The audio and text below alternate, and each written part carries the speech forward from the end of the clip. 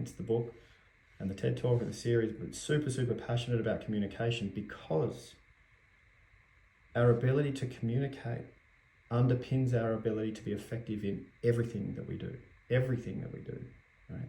I mean, you can't even have a genius idea and then manifest that into reality or some sense of value to anyone else without the ability to communicate the idea, right? I mean, Einstein could have had these amazing ideas around theory of relativity, but if he couldn't communicate it, it wouldn't have meant anything to anyone.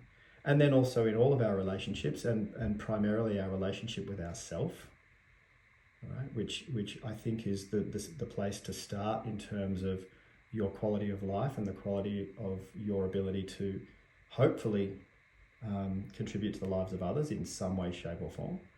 So it starts with the communication with self and then with others, you know, and then also, so you've got me on my rave about communication, but also from a global humanitarian perspective, we've got some pretty big problems that we've created, right? Pretty big problems that we've created. And to be honest, Adam, I don't actually know whether we're going to get through the next 20 to 50 years. I honestly don't know, right?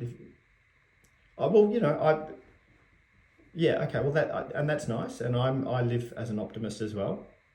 But if I had to put money on it, I don't know, right? Because, and we'll go into that in a sec.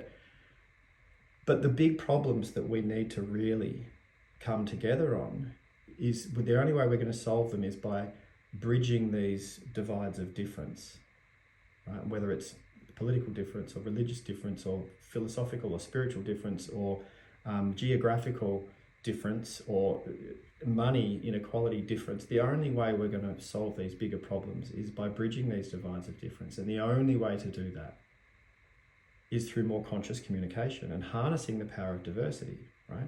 If you think about it, if you have a big problem and you pop it on a table and you've got a group of people around the table collectively trying to solve that problem, but all the people sitting around the table all come from a very similar demographic, right? Just say they're all middle-class white males sitting around this thing and they all grew up in Australia. You're going to have a very narrow bandwidth of creative, alternative, solution-solving possibilities. Very narrow bandwidth. To solve these bigger problems, we need diversity. We need people coming from places that each other had no conception that the other person was going to come up with that idea or go, what? How did you even think of that?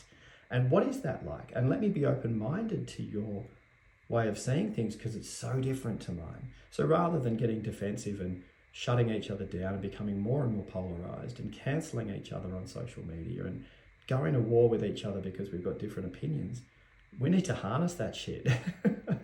You know. So anyway, I'm pretty passionate about communication.